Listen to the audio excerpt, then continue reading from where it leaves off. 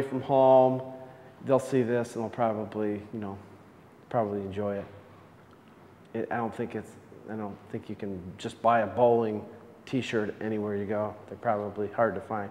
And also, the idea is to draw the women over here next door or across the street to the museum so they can see this exhibit and whatever else Everson has to offer.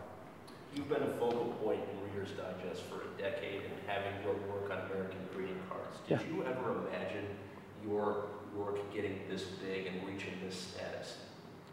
Well, somebody just prior to this exhibit, when they found out I was going to be here, asked me if I ever thought, it was kind of like your question, but they asked me if I ever thought I'd end up in a museum.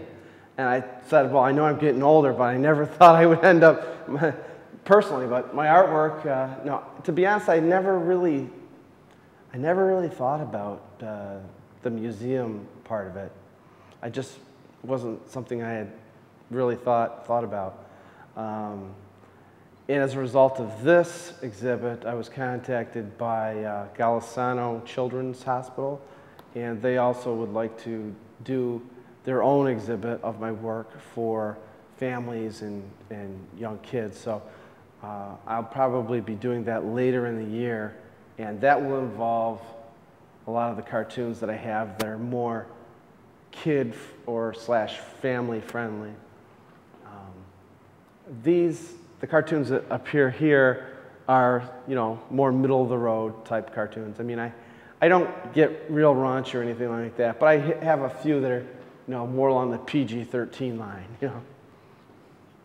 like the Viagra Cats one. That might.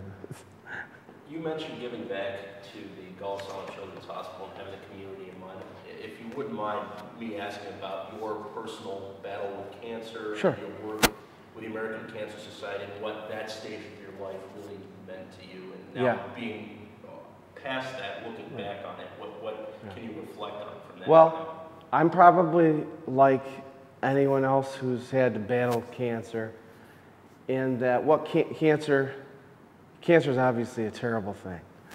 And one of the things that I learned through going through my battle with cancer is that in some ways, and let me finish my thought here before you go, oh my God. In some ways, having cancer was a good thing in that it helped give me perspective, and not just me, but anybody who has cancer. And it gives them the ability to see the big picture, to see how their life and what they do with their life can touch other people. And so I think I was kind of on the right path anyways in terms of what I do, being able to make people laugh, but in some ways having the cancer brought it more immediate and was a huge reminder. When I was going through cancer, I had to have chemo treatments, which was extremely difficult, and anyone who's had chemo treatments can tell you what that's like, but it's a nightmare. And doing cartooning was probably one of the very few things I was able to do periodically when I wasn't, just flat out in bed. And so it kind of helped me breathe a little bit of life into myself. And I used to use the term, I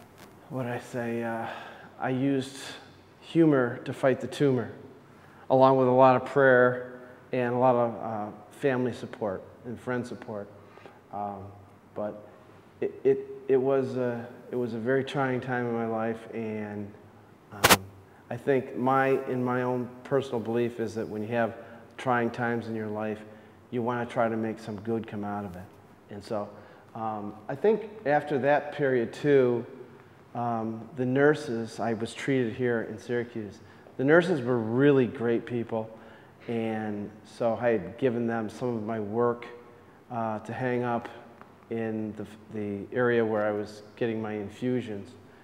And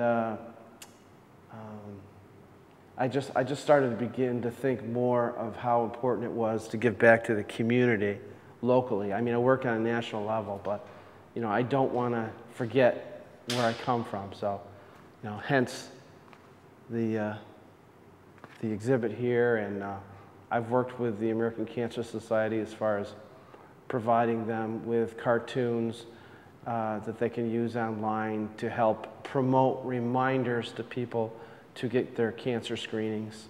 I've done walks for the American Cancer Society as a survivor, and I plan to do more in the future. So if anybody's seeing this and you're interested in having me walk in your, or do whatever as far as cancer is, just contact me. I also do an online daily cartoon of my latest work, the stuff that you see right here, stuff that hasn't reached the general public. And what I do is I have a $10 yearly submission or yearly subscription, and I'm building up my subscription readers. And the nice thing about that is that I can have more direct contact with readers. I comment on my cartoons, I answer emails, and those readers themselves were actually very supportive of me when I was going through my cancer too. So. You got anything else? Yeah. Why do you look so familiar? I don't know. Do I have a familiar face? I don't know. It's like, have we met before? I don't think so. I mean, I bought one of your greeting cards. No. It could be. I don't know. You look so familiar. No. So where were you treated here in Syracuse? Which? The Brittenfield. Okay. Yeah. And how long were you there for? Let's see. I had treatment for about was it 4 months? Yeah, around 4 months. Yeah, and I don't know if I had mentioned this to you, or maybe it was the. I've talked to so many people last week. I can't keep my story straight here, but the person that I was talking to, I think it was the person from Galveston I told this to. What was your question? I totally forgot your question. What was your question? No, I forgot my question. But I'm listening.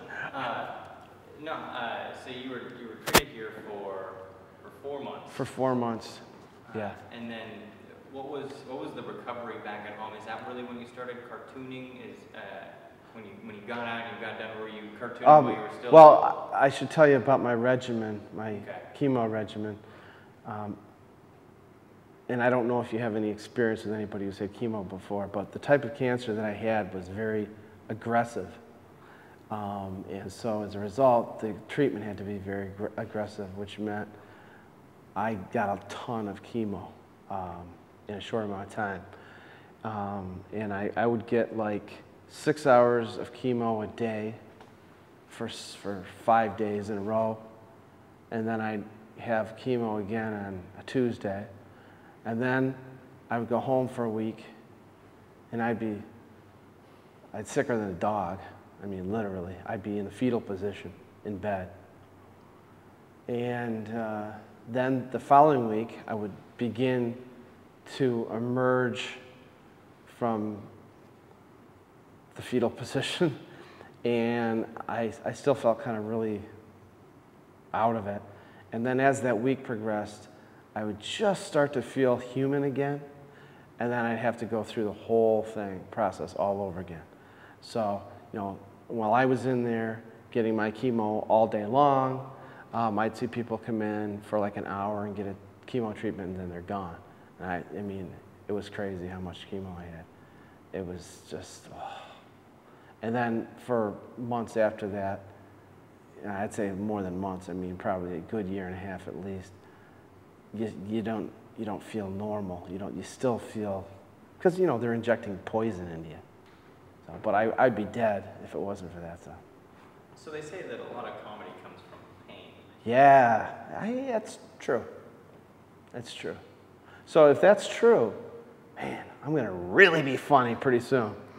I'm going to be seriously funny. But did you consider yourself a really funny guy before going through everything? Good question. No. I'm a really terrible joke teller. I can't remember the punchline. I have terrible delivery. I'm not a stand-up comedian. I'm terrible at it. But what I am good at is I'm more of a sit-down comedian. For some reason, my cheeks have to be touching a chair for me to be funny. I'm not very well at like rehearsed things like that, but sort of off the cuff type of things. That's kind of where I'm at. I need to sit down and think about in my head what I want to do, and then I can pictorially describe it. But as far as stand up, ain't gonna happen. Jerry Seinfeld, you don't have any worries. So. I want to ask you about kind of cartooning in general and where you think the medium is headed in the future. Whew, boy. Should I get my crystal ball out? I can tell you that in my time in cartooning, I think when I really got interested in it, which was in the 80s, cartooning was kind of having a real good time of it with Calvin and Hobbes, with The Far Side. There was really an interest people were driven to the bookstore, as was I, to get that next book. And then, after Larson and Watterson, who did Calvin and Hobbes, after they left, not to say that there wasn't some new people coming up, but it wasn't, you know, the Babe Ruth era. It was kind of gone, and the Ted Williams, it was gone. And then times got tough economically in the country. Newspapers started having a really tough time, and traditionally cartoons, especially syndicated cartoons, were really tied in to the newspaper. So a lot of those fell off the humor wagon, and it's been tough.